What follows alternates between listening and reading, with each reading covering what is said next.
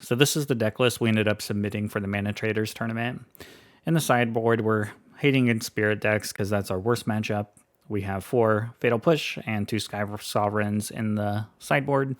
I think at this point, I've learned my lessons enough that I just want to have maybe 2 Sky Sovereigns in the main deck.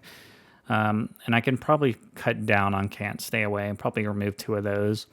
It's just Sky Sovereign's so good against the Spirits deck, and also it's decent against, creature decks, mid-range, the black-red mid-range decks, that I think it's time to just play Sky Sovereign main.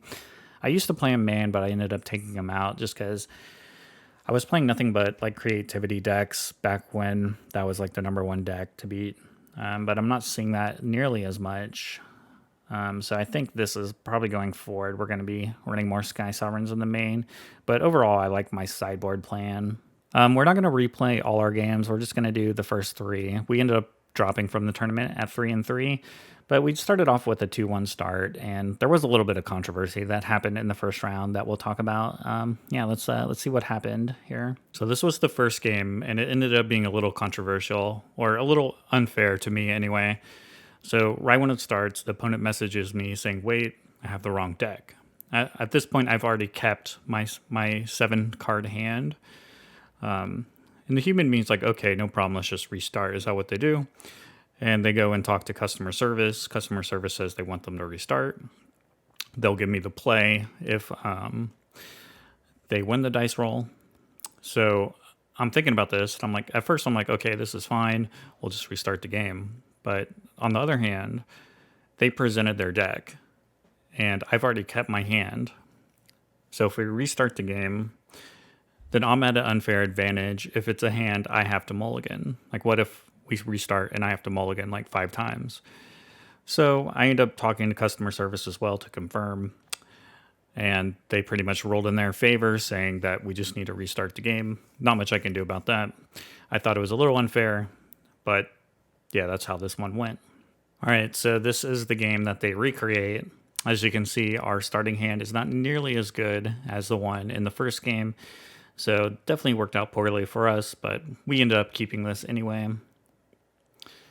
We just play Blooming Marsh and pass. They play a tapped red land, so we end up going ahead and playing the Grizzly Salvage on our main phase just because we need this to resolve. We get a Reffing's Informant, which is pretty good because we can pitch the Parhelion, then we can play a Greasefang the following turn. This is an open deck list tournament, by the way, so I can see their list. So I know they have counter spells available to them. So we just play the Informant. With the trigger on the stack, they use a Spike Field here. So we pitch the Parhelion, we pick up a Supplier, which is kind of nice too. So we play that out. Then they just play a Fable on their turn. So now, since they're tapped out, we know we can resolve our Greasefang, and we're going to get back our Parhelion and attack for 13. We also attack with our Supplier, and they end up blocking it, which works out pretty nicely for us because it actually flips a Chariot and puts that in the graveyard. So then they attack. We don't block because they have, burn spells. Here they just end up using creativity. They get a Gear Hulk. They flash back Magma Opus. And so this is like another part that's kind of interesting is we're going to get back our Chariot here.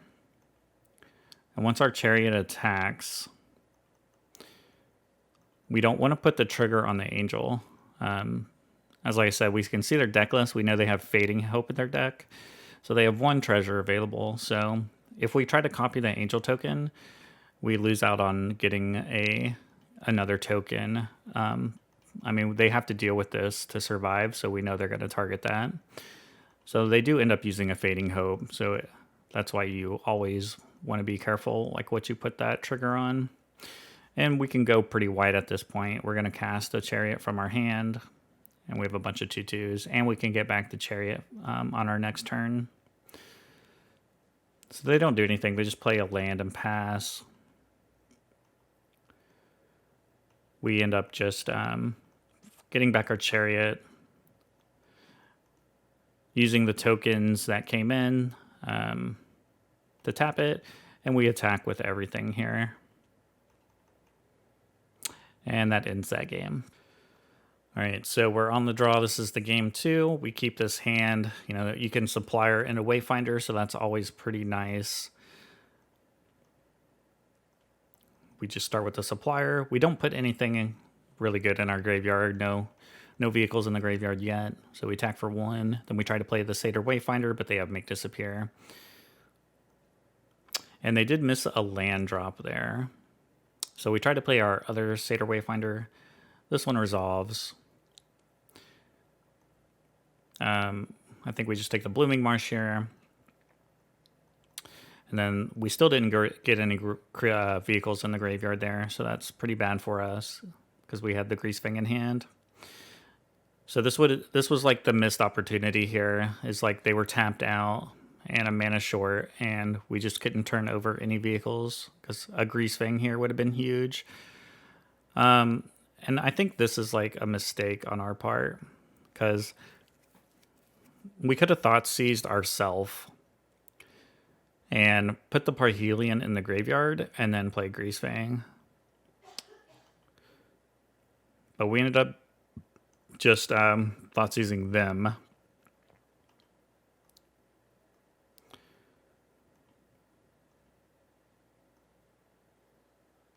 Yeah, so we could have played the Mana Confluence, Thoughtseize ourselves, put the Parhelion in the graveyard. I'm not sure why we didn't do that. That was like a huge mistake.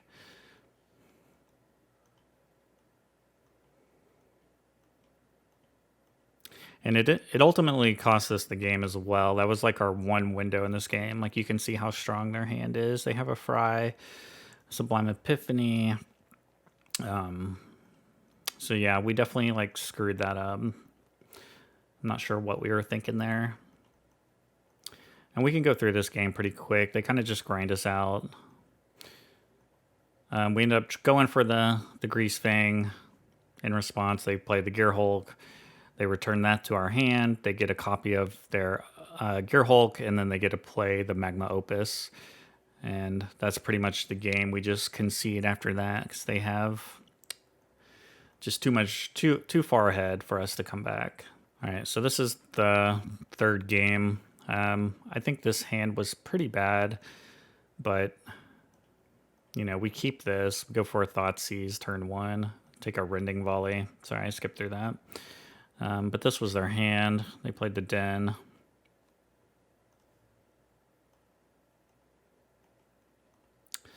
All right, then we drew a land, which is pretty poor too. All right, Grizzly Salvage was a good pickup. So they play the Spire buff.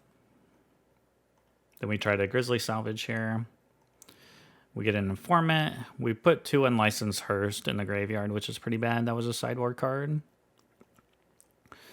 So then we just go for a hard cast, Chariot. They discard the Magma Opus and then play an Impulse on one of the tokens. All right, so we picked up another land, which is, again, pretty poor. So we might as well just play the Greasefang so we can crew our Chariot. We know they're going to Fry here, so in response, we can crew it. And these are all cards I think they played. Actually, I think they had one more Fry in their hand. All right, and then they Make Disappear our Informants.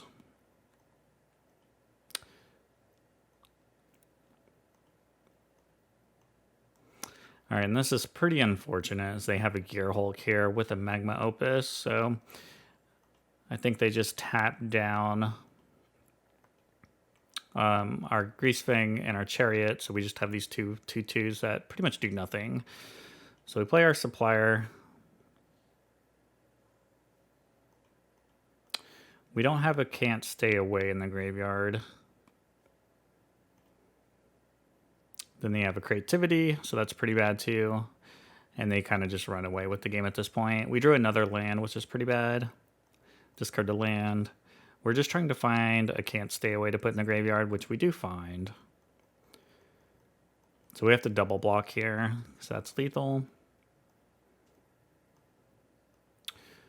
And then we try to go for the can't stay away. They had one card in hand, but they had the make disappear, which is pretty unfortunate because this would have been a lethal attack. We could have put Greasefang into play, and then we could attack for exactly 13 with the Parhelion.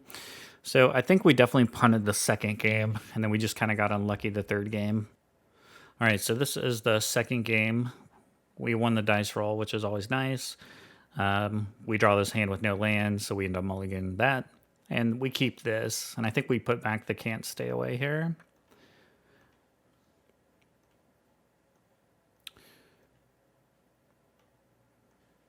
So they Thoughtseize a Greasefang out of our hand. And then we can just hold up Grizzly Salvage here. So no vehicles to put in the graveyard yet. But here we just want to inform it and see what we get. So unfortunately we didn't find a vehicle. We didn't find a Parhelion, but we did put the Chariot in the graveyard. That's kind of questionable too. I mean, I guess we know we can Eldritch Evolution and find a Greasefang and attack. Usually in the mirror, like there's not much they have that can stop your Greasefang from going off. So I think that's a fine play. So we just end up sacking that to get the Greasefang. I think their vessel was pretty mediocre. I don't think they found anything, and they kind of just concede really fast, which is weird. They must not have had anything going on in their hand. All right, and the second game here. So this hand is kind of weird. 3 Informants and a Greasefang. They Thoughtseize the Greasefang away, so then it just immediately becomes a pretty poor hand. We did find a Parhelion to put in the graveyard here, so that was pretty good. But we still need to find like some more action, and they had a pretty good salvage there. They found a Chariot and a Parhelion.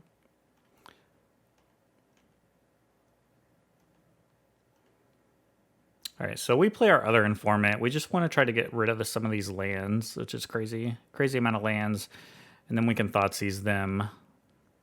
And here I think we want to take the Nascency because, I mean, we basically don't want them to find a Greasefang. Once they find a Greasefang, they're going to get Parhelion back, and we're going to be in trouble. So we take the Nascency.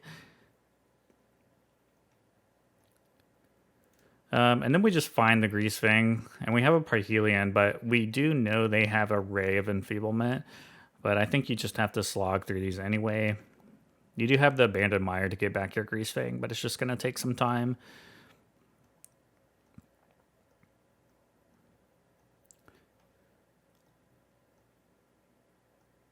So them having another Grizzly Salvage ended up costing us the game, I think. I think they found a Greasefang off that salvage.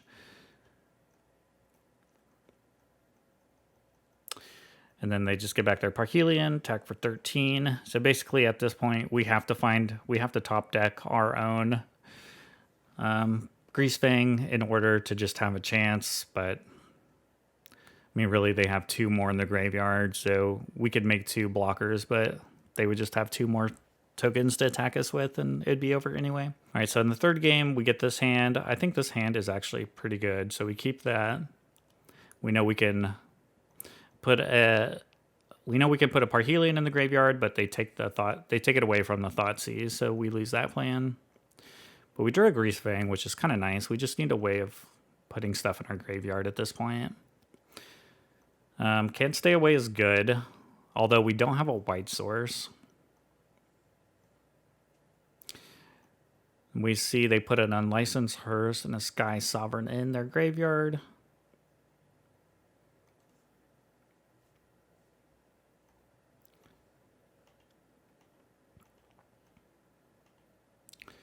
All right, then we drew a tapped white source, which is pretty bad. I mean, it seems like we're in like a horrible position in this game. So I'm not sure how we end up winning this. They play a Chariot.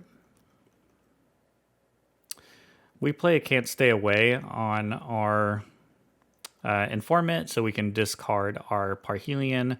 And then we just have the mana to play the Greasefang. So that ended up working out.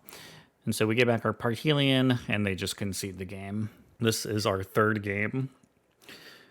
And we get this hand, which is pretty good. We get Grizzly Salvage into a Greasefang, so that's always a really strong play. And we end up playing against Spirits this round, which is definitely our worst matchup. And so we're really excited that we got through this one. So they play a Spectral Sailor. While they're tapped out, we use our Grizzly Salvage because we know they have counters. We can see their deck list. We find a Wayfinder. But we didn't find any vehicles to put in the graveyard again. So they pass the turn with 2 mana up. And now we just want to play our Wayfinder to try to find a vehicle to put in the graveyard. And we do. We find a Parhelion.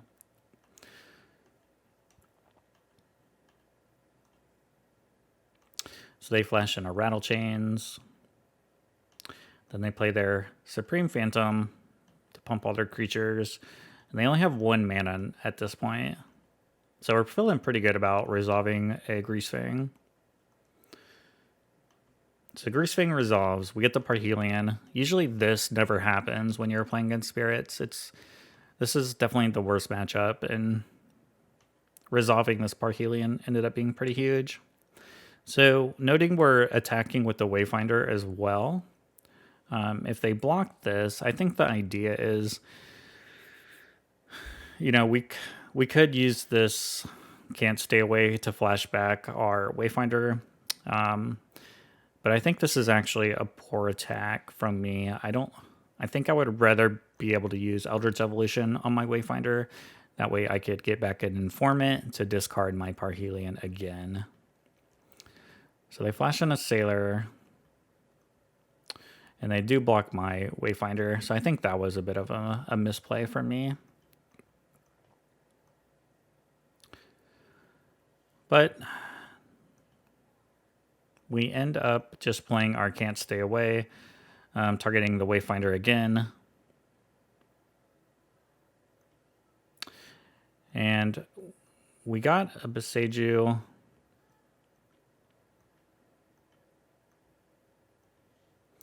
So then we play the Eldritch Evolution on that Wayfinder. I guess that's why we did it. We could do both spells. They play Collected Company. They find a Spell Queller for the Evolution. But we do have a lethal attack, so we know they have to block. And they get a Shacklegeist. So they tap us down. They tap everything down. And then they just pump everything, and we lose game 1. All right, so losing the first game against Spirits when you're on the play is pretty bad. We're feeling like we're definitely not going to win this game. We bring in 4 Fatal Push in this matchup and 2 Sky Sovereigns. So we definitely sided pretty heavy for the Spirit matchup. And then here we just play our Grizzly Salvage while they're tapped out. We do find a Sky Sovereign and a Parhelion to put in the graveyard, so that was pretty nice.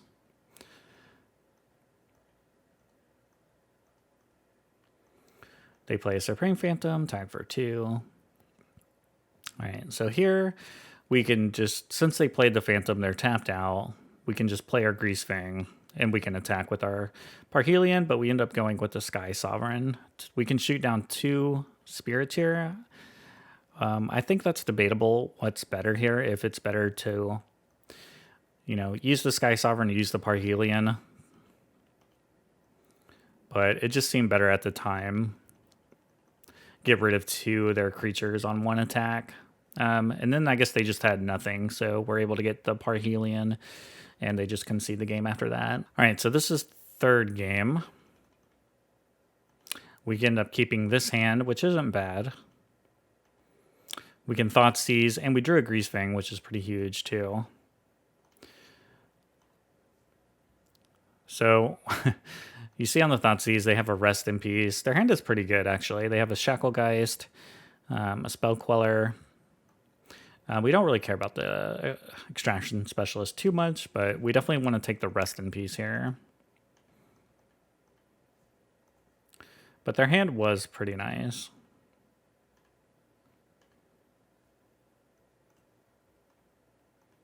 So they end up just playing the Shacklegeist.